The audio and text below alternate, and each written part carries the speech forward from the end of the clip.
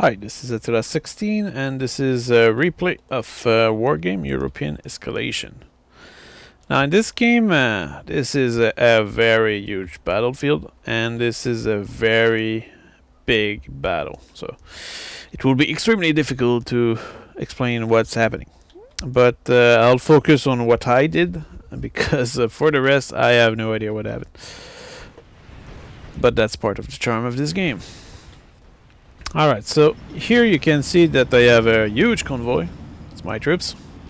And my objective will be to capture all the right flank. Well, the action is right now going on in the center, where one of my team is attacking. At the same time, if you check over there, here a lot of bombardment. The enemy artillery is destroying the forest, 4 trees. And on my side, not much action yet. It's mostly on the other side which receive most of the action. At the same time, it's not because there's no action that you're useless. And I think this battle will show you that as a fact. But since there's no action on my side, I'll show you a little of the action in the center. It's quite a mess. You receive most of the enemy artillery. At the same time, our team is returning fire with some artillery. But this is pretty much a big artillery mess in the center and on the left side.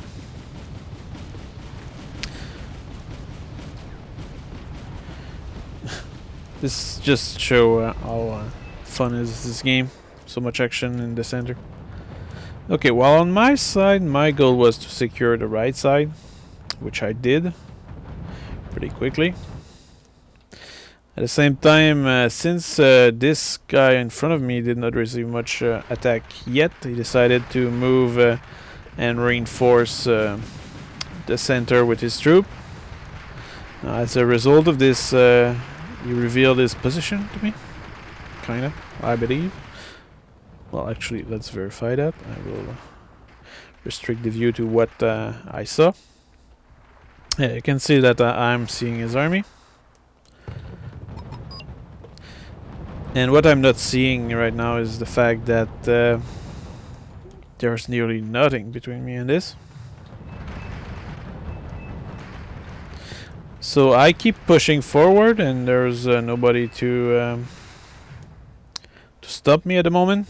I'm using a small unit of 2 infantry and troop transport, and that's the only unit, a Luch, which can resist me at the moment. There's a few Jupiter vehicle here, and that's not even armed. At the same time here, the enemy seem to be reacting to me. They noticed my presence. Well, here the Luch actually destroyed my transport, but my infantry avenged it. Well, here my ally is advancing against the enemy. And the good thing here is that the enemy actually advances Chaparral, but did not protect them with his tank, and it was kinda spread out. So that did allow me to advance further ahead. I still had a lot of reserve here, a lot of anti-air, and there was very few air units attacking me. You can see that on this side in the center, my ally is struggling. The enemy does manage pushing back, but having a lot of troops here, and these troops are anti-tank and very long-range missile. So that keep the enemy away for a while. At the same time, well protected by a few BMP. And yeah, my ally really did invest a lot in those anti-tank vehicle, because they have a super long range, and that's pretty much the best anti-tank vehicle the Russian can provide. While here I'm still advancing, meeting very little resistance. At the same time, they damaged my vehicle, but a Vulcan is not particularly good. I disembarked my infantry and that will kill the Vulcan fairly easily. And that was pretty much all the defense there was on that side. And I think this is really important because I could have simply stopped there and say, oh, well, it must be heavily defended, but it wasn't the case. And that's something which is important to notice when you play this game, is that if there's a hole in the front, you need to take advantage of it.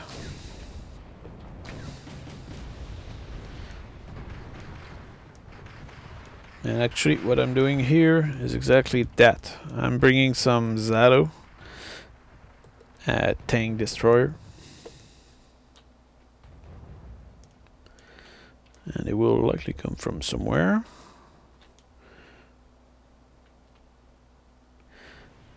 Well, here there's no reason for me to keep that many troops in the back. On the center, the action is still going on. It's a fight for the air base. The way my ally do it is that he deploys some tanks in the front and that protect those missile launcher, which was terribly inaccurate at that time. While here, the enemy seem to have brought some reinforcements, but they were well weighted by a few ski. So I defended my advance on that side. And now I have my reinforcements of Zato coming. It's a long way though, so need to be careful when it comes to the fuel. And I could have probably advanced a little more with my troops here. It's just that since you don't know what's over there, it's best not to take any chance. On the center, the action seemed to be undecisive at the moment. And on that side, hard to say. Seemed to be a kind of a mix. There's some advance, but it's undecided. But now the important part comes. I have my Zato which are moving toward the front. And this enemy totally failed at reinforcing his defense. So there's nothing preventing me from advancing on that side. While here I had my favorite trucks, which are Kamaz, which have anti-air, and there was a Chaparral, which was low on fuel. And this was also nearly the only anti-air defense that will have endanger my side here. So I'm destroying it with my Kamaz. At the same time, I'll move my Kamaz on that side to go secure the forest. And you can see here that the enemy has a few artillery or mortar vehicle, while here still nothing. At the same time, they are moving back with a few tank, like an Abram, a single Abram here, and a few troop transport, which are empty, in reaction to my truck advance. There's a few VAB which are also empty here. They only have a machine gun. Okay, and what that does here is that it endanger his position on that side. Well, here my Zato finally managed to reach the forest.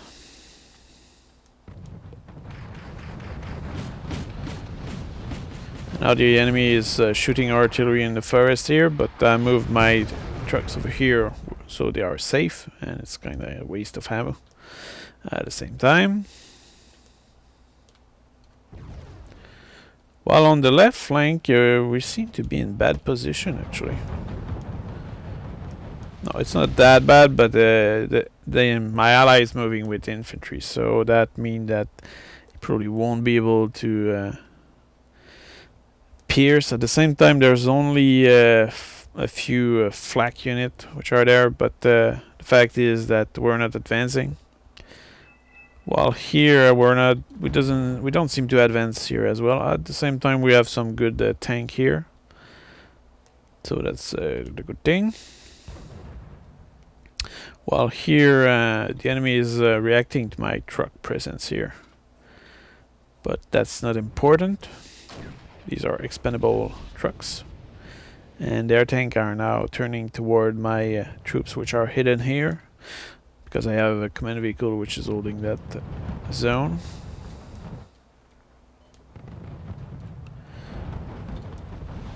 Here the fight is still undecisive, so that about artillery.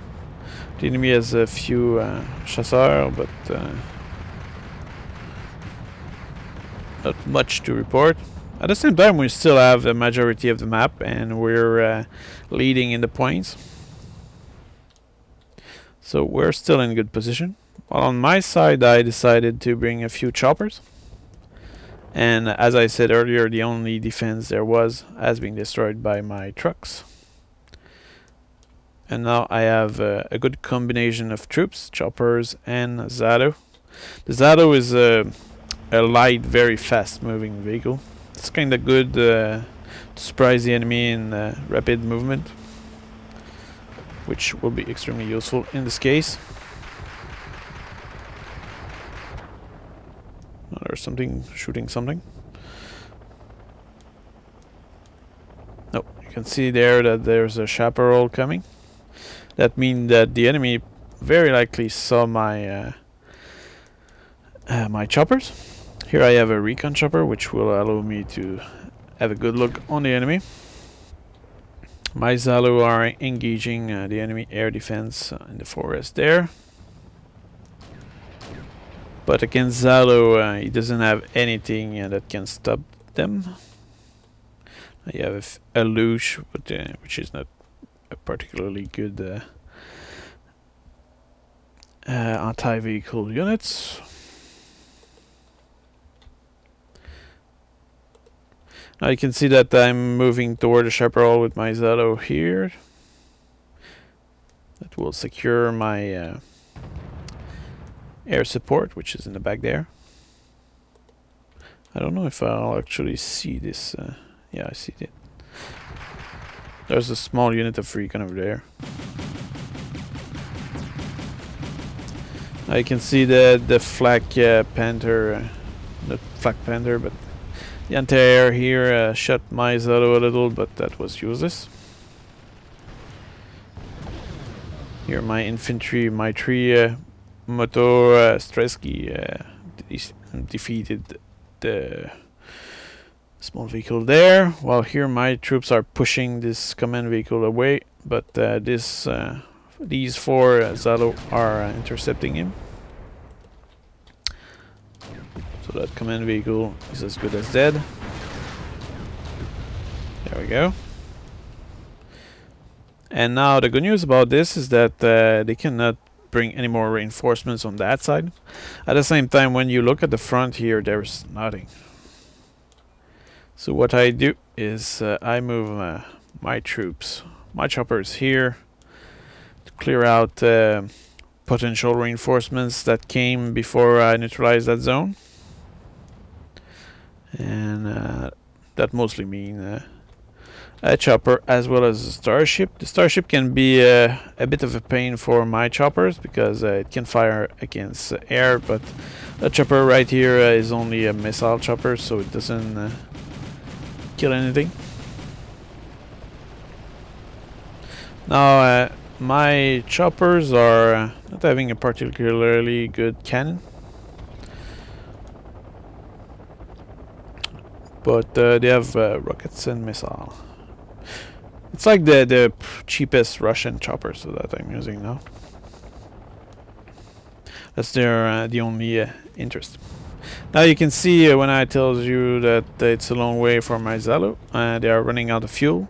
Fortunately, the adversary had a supply depot already for that. And that will also allow me to repair my choppers. So I'm feeding on the enemy territory. Now on that side, it's very likely that what happened here is that the fact that we control most of the map start to pay off, and even though the enemy are holding well, we are able to advance. At the same time, on the left side, the enemy seem to be... well, the thing is that the enemy is unable to advance. They did try, but each time they were repelled by our missile launcher. So now my troops have resupplied, and I think my chopper have been fixed as well. And there's still one which is damaged. But you can see here that the enemy did a mistake. They had 2 command vehicles in the zone, which means that one of them was useless. At the same time, one of them was totally unprotected as well. So now my troops in the center, my ally, are pushing forward, which is the good news. And on my side, I'm advancing as well. Now with my choppers, I will try to destroy the enemy command vehicle from afar. Sadly, it's moving and dodging the missiles.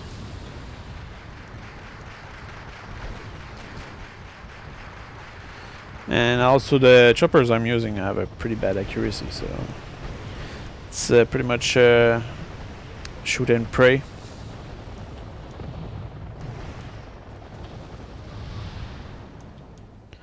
So I'm trying to get closer.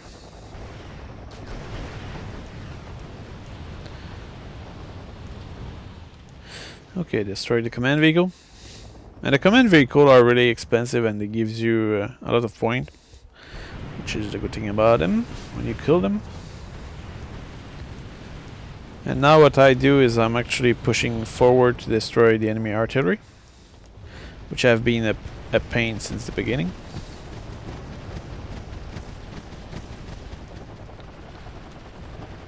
Now I damaged them, but I seem to be still going straight forward, or am I stopping? Yeah, okay, I'm shooting the missile or rockets on them. There we go. Artillery down. So right now what I'm doing is I'm chasing down the enemy artillery. So I'm moving toward there.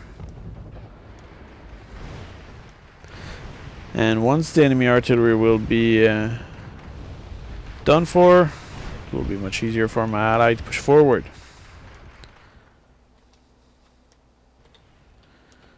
At the same time here I have a good position to attack. I'm probably waiting a little too much before attacking. Now you can see that my chopper are shooting the enemy artillery here as well. These are actually French artillery, very good artillery in terms of rate of fire. But they are being attacked by my choppers, which are literally undefeated or unthreatened by any anti-air at the moment. At the same time, those French artillery have machine guns, so they are able to shoot my chopper back. It's just my chopper will destroy them faster, hopefully. And also these artillery are really expensive, so when you kill them, it gives you a lot of points. Now the enemy decided to bring Roland back. Can switch, I cannot do much at the moment. So I did not manage to destroy all the artillery, but still a good situation. Now in the center, the situation is going well. We're advancing. On the left side, it's a standstill. Well, here we're advancing. So I guess now our troops are gaining ground all over the place. Also advancing my Zalo on the side. Right here. They're going through the field.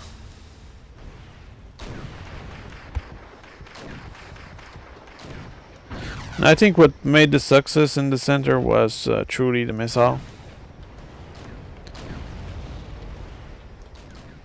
Oh, these are actually Leopard 2. And the good thing about here was that the central attack kept the Leopard attention while my Zato fired at them in the back. So that was a total victory. I hope you enjoyed that battle, and if you have questions and if you liked that video, make sure to leave a comment. So I'll see you on the next video.